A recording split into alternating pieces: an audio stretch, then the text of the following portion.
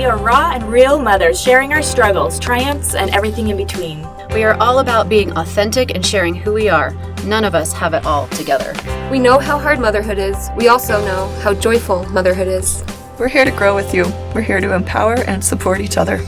As we share our hearts, we become stronger. Our stories bring us together. The mother heart is within every woman. Hello, welcome to the Mother Heart. We're a group of women and friends and mothers, and we come together once a month to discuss a book that we find thought-provoking and inspirational. So this month's book is called The Power of Now, and it's written by Eckhart Tolle. He is from Germany, and he is a spiritual leader. In his book, The Power of Now, he talks about how we can transcend or overcome the natural man or the ego by becoming present. He says that the fastest way to overcome pain is to come into the present moment.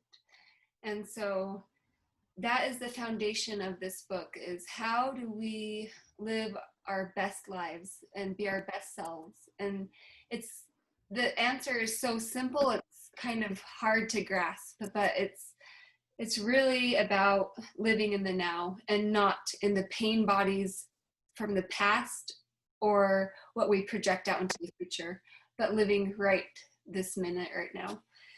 So the book discusses the ego, like I mentioned, which is where we identify who we are with our mind. And it also talks about the essence of who we truly are, our true beings. And I guess we can say the essence of who we are is when we shed all of the worldly things that build us, that say, this is who I am. I look like this, I'm this tall, I have this many children, I have this husband, I have this job, I have this career. It's after we shed all of those things and we come to the core, we come to the true being, the essence of who we are. And ultimately, it's love. We are love. We are love because God created us in his love and in her love and their love together. With that understanding, with that foundation for this podcast, we decided that we would focus on one chapter. It is chapter 8, and it is called Enlightened Relationships. So with that said, we're going to discuss relationships and how they affect our lives and how we can be our best selves while we are living life. And let's talk about the things that stood out to you and what it means to you to have a fulfilling relationship.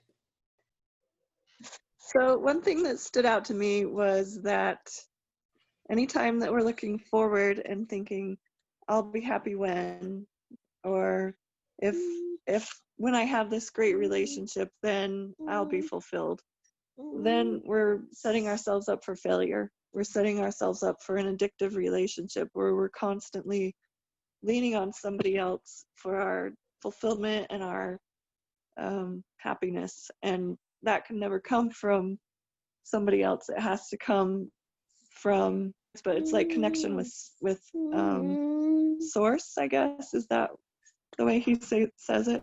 Not identifying with the self that you described of all the roles and whatever labels we have, but identifying with. Yeah, Eckhart Tolle, he says, every addiction starts with pain and ends with pain. Whatever the substance you are addicted to, alcohol, food, legal or illegal drugs, or a person, you are using something or somebody to cover up your pain.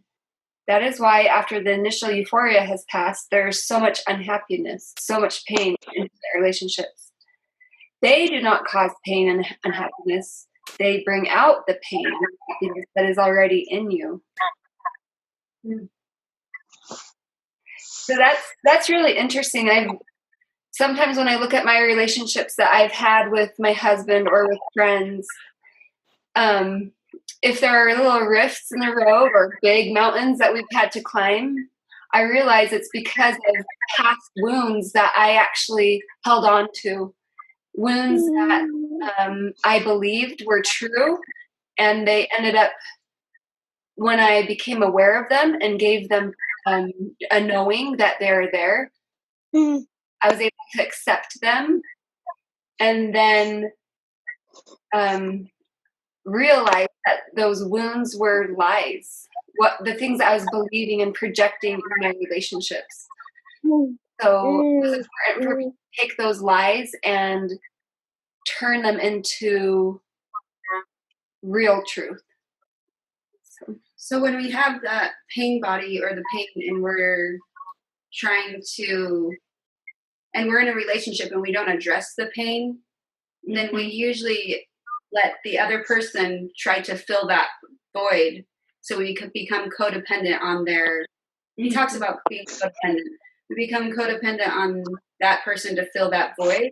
So that is also why addressing the pain bodies and not living in the pain allows you to be more whole in your relationship. Mm-hmm. And it's interesting, he mentions that pain bodies can be personal from your personal experiences, or they can be collective, that they can come from generations passed down through time to you. But the neat thing is, once you are aware that they're there, as soon as you bring presence and a knowing to them, that you accept and that you're aware of that pain, they lose complete control. They no longer are pushing you left and right and, downwards. But that presence gives your essence the control to move forward in life rather than continuing to be stuck in one place. One thing that I thought, and this kind of draws from the beginning of the book as well, but just like, you have this unconsciousness, right? That's the state that most of us reside, is in the unconscious, right? And the unconscious is equating our thoughts with who we are. And so to get present, one thing we need to do is to kind of pull back from that and realize that those thoughts are not us, that we have all these thoughts, but they're all over the place. But those thoughts are not us, they're our mind. And so we have to kind of pull back and observe those thoughts and those thought processes that keep happening in our mind, or the feelings, I guess, that keep happening that would be considered the pain bodies, right? And so when we can pull back and observe basically our mind and our feelings, and when they come up and why they come up, then we're able to kind of let go and realize that's separate from who we are, and that then we can control those thoughts and feelings because we're pulling back, we're observing them, and maybe even just accepting them, oh, well, we're having this feeling because of this situation, and that's okay, but you're observing it from kind of a farther back place. Does that make sense? And so I think in a relationship, that's kind of how you can gain that presence, is to observe, oh, they did this and said this, and immediately this was my reaction. So why did I react that way? How did that make me feel? What is it, that's making me feel this way? And I don't even know if he's talking about exploring those things, or if he's just saying observe them and accept them, and because you've pulled back from those thoughts and you're observing them kind of almost as a second person, it kind of takes the power away from them, and you don't have to be stuck in them, if that makes sense. So I thought that was really interesting, because I found when my husband and I have arguments or whatever, if we can kind of see those patterns emerging that continue to happen in every argument that we have, or what's underlying it, that it's because of past things or fears that we have of the future or our own baggage or, just our knee-jerk reaction to be defensive or argue or whatever. If we notice those and we can step back and notice those, then it's really a lot easier to get through the argument and realize, hey, you know what? You're right. I'm just being selfish, or I'm, just not understanding what you're trying to say. And when we can get back past that, then we can get to the point of love where there doesn't have to be this, opposition. It can just be love, and we just love each other. So anyway, that was something that was really interesting. And he says the best way to emanate that essence, that love that is deep within, is to simply acknowledge and accept that this is the way it is. It's like you are no longer judging that person for what they're doing, but you're accepting that this is how they are, this is what they are doing, and this doesn't affect who I am as a person. And he says by that acceptance alone creates a space for them. It creates a space for them to begin to grow and flourish, and then that's when our love can radiate out, because we're no longer safeguarding and being defensive. So I've had to do a visualization because I've gone through a lot of these patterns in my relationship with my husband. So I've had to learn to fully accept the way things are, just like what you're saying.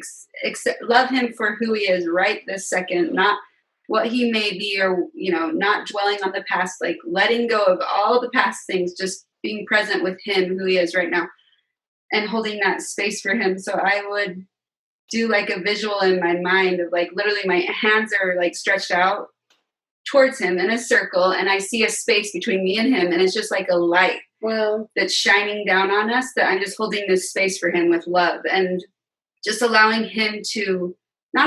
just being present with him, and just watching him and loving him in that space. It's really nice to let go of that baggage, but I tend to want to jump back in the rabbit hole again. But I like visuals because they help me to come back out and remind my mind what the truth is, instead of letting my mind take me there down the rabbit hole. Anyway. Yeah, I like that. I think definitely the acceptance of the situation and the person, and not trying to change it or judge it, just this is how it is, and go from there. Because whenever we're trying to change people or change things or change situations, we're going to feel stuck, because a lot of times we can't change that. And so if we just allow it, then we can then move forward, and we don't have to be stuck in those thoughts or feelings. So, and the things that we're trying to change, or we want to be different, and that it causes so much pain, no matter where the pain's coming from, they get to be so huge right in your face, and you think they are really, really, really big, and almost like you can't overcome this. It's too much. I can't do this anymore. You want to give up or run or flight or fight or whatever you want to do. But when you can come to that present moment, offer that space and accept what is, and trust, for me, in a higher power, God and source, then it shrinks that problem down to the way it actually is. And you see that person for who they are. You see their essence, and you're like, oh, this is going to be okay. We're going to be okay. Like, this isn't as big as it feels. Yeah, and these thoughts are so contradictory to today's world. Like, all the songs on the radio, all of the TV shows, all of everything that's blasting out from our screens tells our youth and tells everyone that this is the way that happiness works. This is how love is. You fulfill me. You make me happy. I will die if I don't have you. And that's bad in a way, because that's teaching our youth and our children that this is how they should live. This is what they should seek. So true. And Eckhart, he says, Never before have relationships been as problematic and conflict-ridden as they are now. As you may have noticed, they are not here to make you happy or fulfilled. If you continue to pursue the goal of salvation through a relationship, you will be disillusioned again and again. But if you accept that the relationship is here to make you conscious instead of happy, then the relationship will offer you salvation, and you will be aligning yourself with the higher consciousness that wants to be born into this world. Oh my gosh, I need to write that down. Yeah. Just put it big. That is beautiful. Yeah.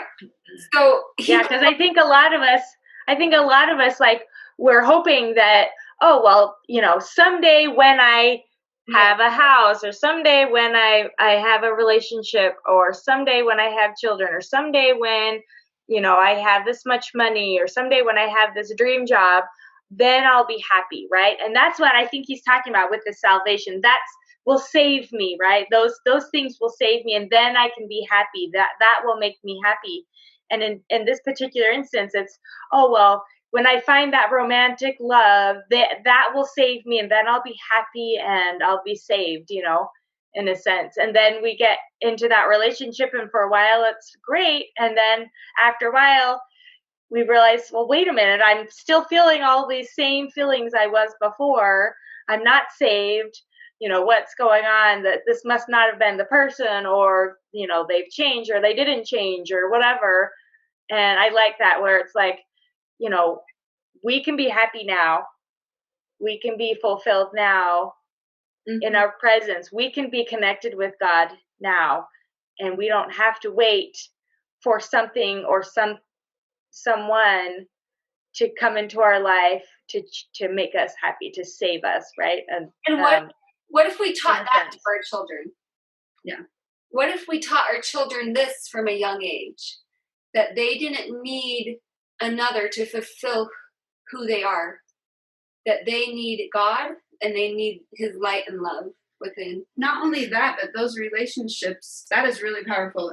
But also the relationships are meant to bring you to your higher essence. They're there to basically, in my mind, like, refine you, to bring you to that present person that you truly are. So if you can view it as not, what did he say? Not being, shoot, I lost it. But yeah, they're meant to. Yeah, not to make you happy or fulfill you, but to help you become present. Yeah, yep.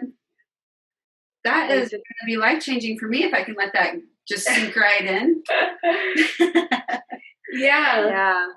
To continually remind you, I need to be present. I need to, like, be that second fly on the wall, and see myself and see my situation for what it really is, and not think that this situation is me, or this thought is me, or, this feeling is me. No, none of those things are me. I am here, and I can observe myself, and therefore I can be in charge of everything, right? That's or not. Like, I don't have to change it, but you can also be grateful for your partner or your person you're in that relationship with, whatever relationship it is, because it's teaching you, it's making you see yourself more clearly, even if it hurts. But eventually you will see your essence, and that is a beautiful thing. Yeah. That's so cool. Yeah, I think that's powerful, rather than like, well, my spouse is supposed to complete me. He's supposed to fulfill me. He's supposed to make me happy. No, he's supposed to refine me and help me see myself and become refined myself. And, my children too, rather than like, I'm supposed to help mold them into these beings. No, they're actually helping me see myself and, change myself so that I can be more like God, really. And in relationships, there are real problems. And we can't always just be like, oh, I accept myself and I'll let them do their thing. There are real problems that need to be addressed. And Eckhart, in his book, he says, you need to learn to express your feelings without placing blame. So I don't know how to do that very well yet, probably. So that's something I definitely need to work on. But I thought that was interesting that he did acknowledge, of course, relationships have problems and they have their issues. So you can still be present while you are working through those.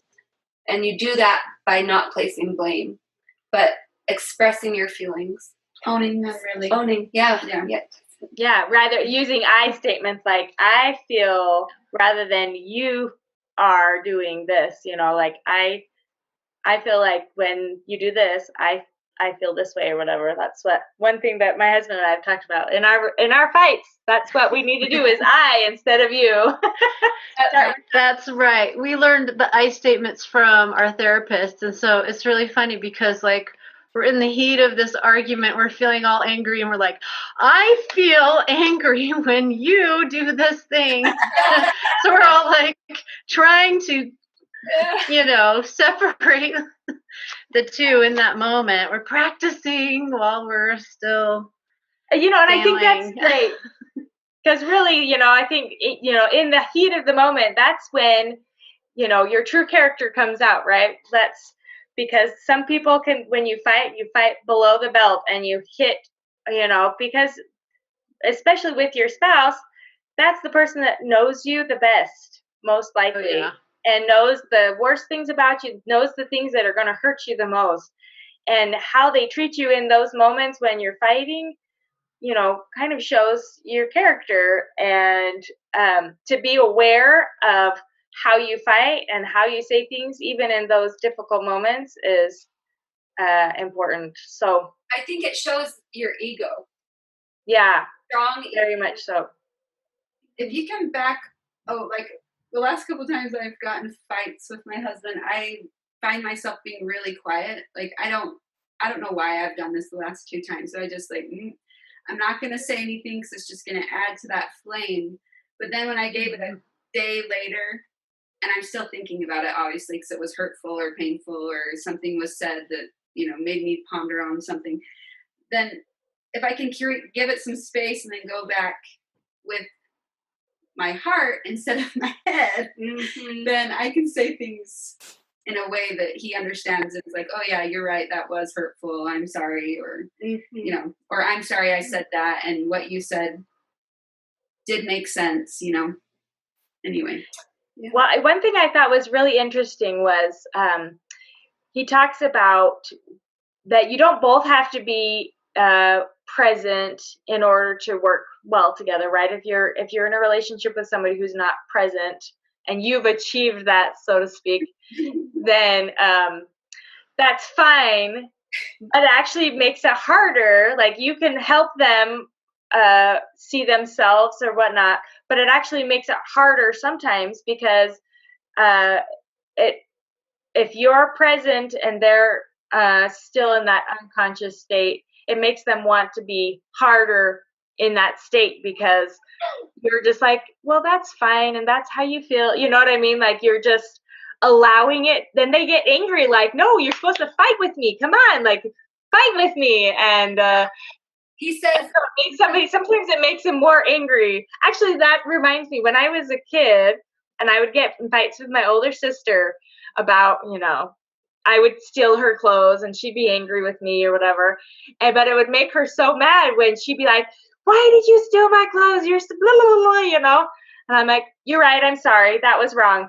But she could tell that I wasn't really sorry. I was just saying it. And so, but that made her more angry when I wouldn't fight with her. When I was like, yeah, you're right.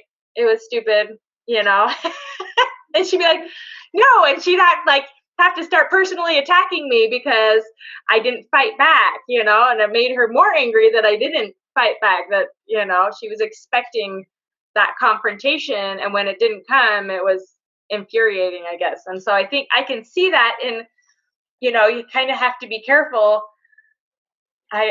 when you're in a relationship and maybe, I don't know, but he was just saying that it's sometimes it can be more difficult when one person is present and the other one, and he's expecting to duke it out almost. And Eckhart Tolle, he explains that Remember that the ego needs problems, conflict, and enemies to strengthen the sense of separateness on which its identity depends. The pain body is demanding feedback and not getting it.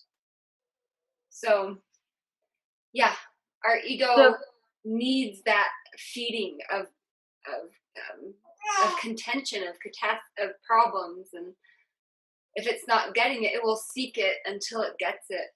Mm-hmm. So nice when you recognize that pattern. You like, no, we are not going here, folks.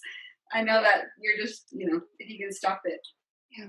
Yeah, it's like sometimes just being quiet or agreeing with the person, you're like totally disengaging in the fight, the drama that the ego feeds on. It's taken me a while to figure that out. Yeah. And then sometimes, it feels nice to have that drama, and for whatever reason, it makes us feel alive, and so we kind of enjoy it in some twisted sense, Yeah, and Tolle says that is true insanity. That is true madness. Yeah.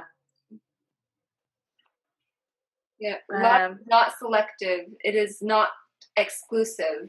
The ego is very exclusive. It wants to be separate and unique and different and better and best. And just like the light of the sun, love is not selective. It does not make one person more special.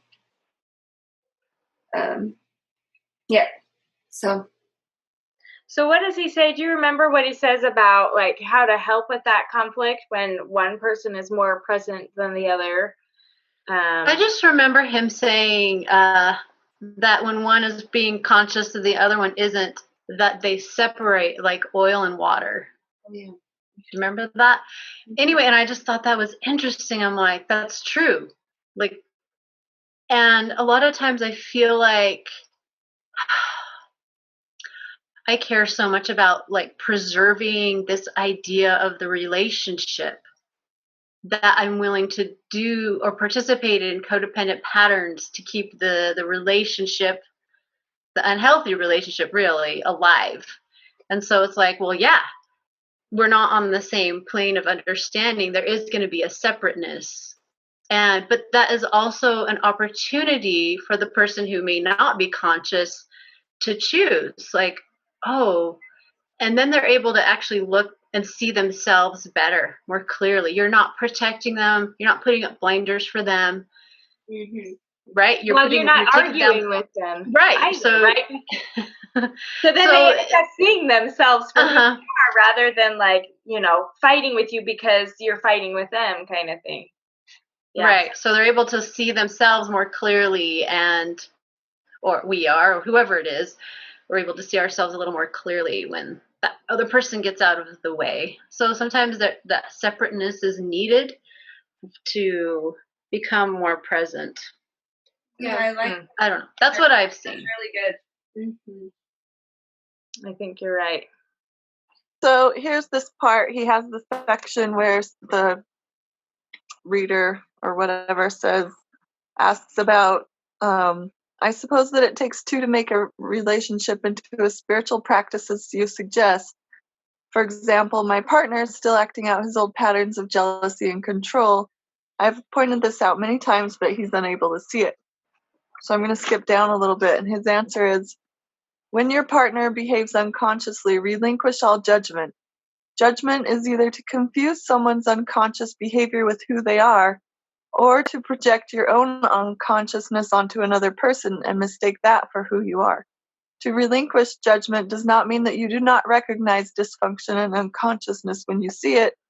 It means being the knowing rather than being the reaction and the judge. You will then either be totally free of reaction, or you may react and still be the knowing, in the space in which the reaction is watched and allowed to be. Instead of fighting the darkness, you bring in the light. Instead of reacting to delusion, you see the delusion, yet at the same time look through it. Being the knowing creates a clear space of loving presence that allows all things and all people to be as they are. No greater catalyst for transformation exists. if you practice this, your partner cannot stay with you and remain unconscious. So, Wow. So how do you do that in like an actual fight? You know what I mean? When you see them being jealous and controlling, or Just go, they're being jealous and controlling. That's interesting. Is that You know, what do you do? Actually, this happened. My husband and I just had a little argument the other day. It wasn't a big deal, but you know, one of the things that happens a lot is he'll notice that I fight in a certain way, right? I fight and I bring in my baggage and I attack and I, you know, do things a certain way, and he notices that. And so instead of talking about what we're actually fighting about, he'll be like, well, but you're fighting wrong, right? And so, but you know, you're fighting wrong. You said it wrong. So we don't have to address this, right? And that makes me really angry because I'm like, well, let's stay on topic here. But you know, but I've learned a lot from him about you know, not fighting below the belt and like using the I instead of the you sentences and things like that. But then I noticed in him doing some of the things that I usually do in an argument. Oh, I think because I usually turn it back on him. Well, but you always do this. But you always do this. And I noticed him doing the same thing. And at first I was going to point it out, you know, like, oh, look, see, you know. But then I didn't. I held my tongue. But in that space, we were able to, you know, I think he was able to see that. And then I was able to point it out in a way that was not confrontational, right? Like, well, you always do this to me, so, you know, so it's okay if I do it to you kind of thing. But then he saw that and he's like, oh yeah, you're right. I'm using those same tactics that I get upset with you for using. Anyway, and so we were able to resolve things pretty quickly because we realized we were both being immature about it and stuff. But anyway, so I'm wondering if that's kind of the thing where, look, I noticed something, but rather than pointing it out at first, I gave him space so that he could recognize it himself, you know, and if they don't recognize it, eventually they will. So anyway, sorry, just trying to make sense of it. I like to do that out loud. So Yeah, love you, Susan. it's a tricky thing. It's tricky. It's not easy to be in the middle of a fight and be like, oh, wait, I'm going to be present now and observe the situation. You're like, ah! I think that usually they're not lashing out because of the conflict on the surface. It's usually something underneath that's really is a personal matter for either you or them, and you're taking it out on each other. So it does need some space to see it for what it really is instead of what the anger is making it out to be. Mm-hmm. Right. Like, and I definitely, it's like he's probably hurting, or maybe he's having a bad day, or maybe he's unconscious and doesn't know why he's angry right now. But I can be like, okay, you're angry or you're unconscious. I'm going to just step back. It's easier to do with your kids, right? Like when you've got little toddlers and they're just about everything, you know, screaming and crying or fighting, picking fights with all their siblings, then, you know, it was funny. This happened to my daughter the other day. Just every 2 seconds, she was, Mom, sorry, you know, and just fighting with all the kids and blowing up about everything. And finally, my son was like, it's okay, Mom. She's just tired. And I was like, yes, you're right. She's tired. So it's okay. And because I realized that, all of a sudden I could like not be so angry or irritated or upset about her throwing her tantrums because I could understand why. It was like, oh, she's a little girl and she's just tired and she doesn't know how to handle it, right? Well, I think as adults, the same thing happens to us. We're tired, we're hungry, we're, you know, not feeling good, or emotionally something happened, and, you know, but we don't give ourselves or the other adults in our lives that same type of, oh, it's okay, she's just tired, or he's just tired, or whatever, you know, they just need to go to bed. And I think if we were to look at them like that, it would be a lot easier to just, it's okay. I know why you're upset, and it's okay, you know. But my husband's taught me also that it doesn't give us the right to lash out on people when we feel those feelings. So afterwards, if he does or I do lash out on each other, I like to go back and say, when you did this, it made me feel like this, like it hurt my feelings, and I don't want to be treated that way, or whatever it is, you know.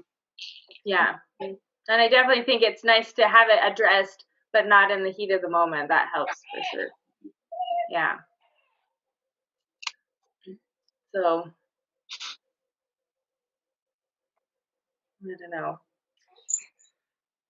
Yeah, to sum up what you were talking about with our relationships with our partner, if one of us is more present than the other, Eckhart Tolle was saying this will be the greatest challenge for your partner or for yourself, if depending on who's more present, because they will not be able to tolerate your presence for very long and stay unconscious. Yeah. Your consciousness will either awaken their consciousness, or it will push them away further because they won't be able to tolerate that light, that love that's emanating out. Because they don't want to see themselves or become conscious. Yeah, exactly, Rachel. They don't want to see themselves or become conscious, because that would be very painful for the ego. That would be it's an addiction almost for the ego to be controlling in that way. So, and then he says, if they are ready, they will walk through the door that you opened for them and join you in that state. And if they are not, you will separate like oil and water, like Shirley said. Oh, man. The light is too painful for someone who wants to remain in darkness. So I have to say something. When you start coming into the light, into the consciousness, sometimes fear has pushed me back. Like, oh, I can't change because I'm afraid it's going to separate me and my husband. Like, I can't step into this light because I'm afraid that change will separate us. So what it's saying is, like, that's okay. Don't be afraid of the separation. Don't be afraid of the oil and the water, because it doesn't mean it's the end. It just means this is what needs to take place for a healthy relationship to emerge, right? Right. Yes. Have you felt that before, Shirley? Oh, totally. Yeah. I had to be willing to let go. Yes, and it was so scary to do that for me. Yes, very scary. Very scary. Like, is he going to step up to the challenge? Is this? Yeah, or am I going to lose everything? Or am I? Yeah, exactly. Eventually, you have to step into the dark and be like, it's going to be okay. And the path lights up. Yeah. So that was just one part of chapter 8. There's another part that talks about the female pain bodies and menstruation. And I would love to discuss that now, but we don't have any more time on this particular podcast. But it is so intriguing to read that part and to discuss it with other women. So we will end this podcast right now, and perhaps we'll get another podcast on that part of section 8. Because that alone can take an hour.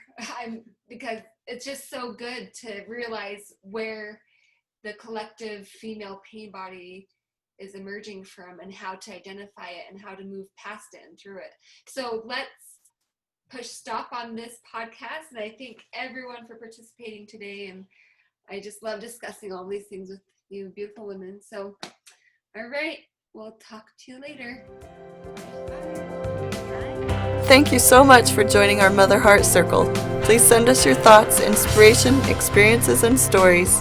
Your voice is important. Your wisdom and your hearts are needed. We believe in you, we love you, and thank you for being you.